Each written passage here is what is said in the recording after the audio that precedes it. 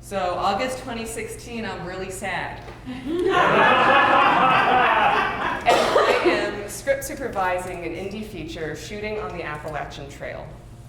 And being somewhere totally different with people I'd never met before felt amazing. Only the director was an asshole.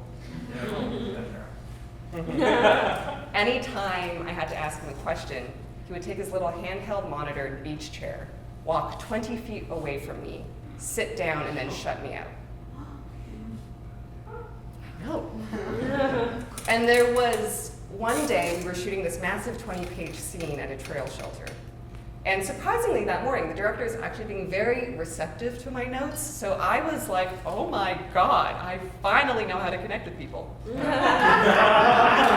then after lunch, I went to ask him a question, and he just said, I think the next time we talk, I should approach you. Wow. So 6 hours go by, silence. So the minute the movie wrapped, I ran through the parking lot past the entrance of the trail shelter where there was an old man doing yoga by a fountain. And I went down the sloping driveway and onto the main rural road, and I just start bawling. And everything about my life and my friends is pouring into this cry. I'm a failure, no one likes me, I'm incapable of doing hard things. But then I take a breath and I turn around, and at the top of the driveway is the old man, just looking serenely out at the mountains. And I'm trying to hide the fact that I have been crying, so I just keep my head down and give a quick little wave. But he gives me a sweet look, and he says, I thought I lost you there. And I go, what? He goes, I don't know, you just looked a little lost.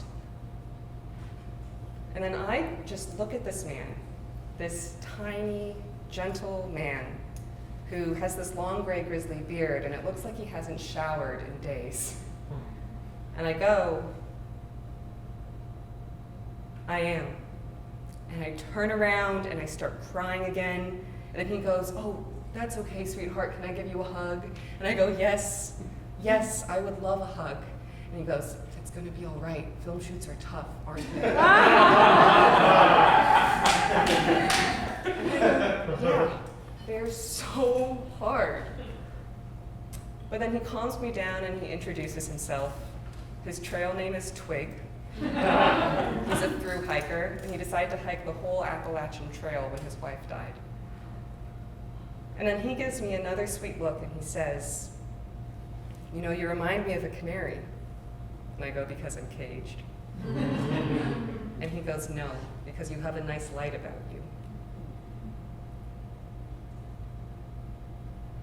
So I find out that he's actually the location manager for the trail shelter, and we'll be seeing him tomorrow. So we say goodbye, I go back to the car, and immediately Google personality traits of a canary.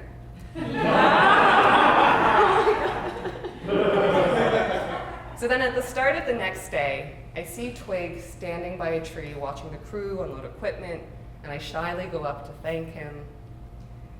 And then he hands me a red folded piece of paper, and I open it up, and on it he's written, no longer are you the caged canary, but you are now Phoenix, born of fire, risen from the ashes, soar high and be strong. And then I look up and he's gone.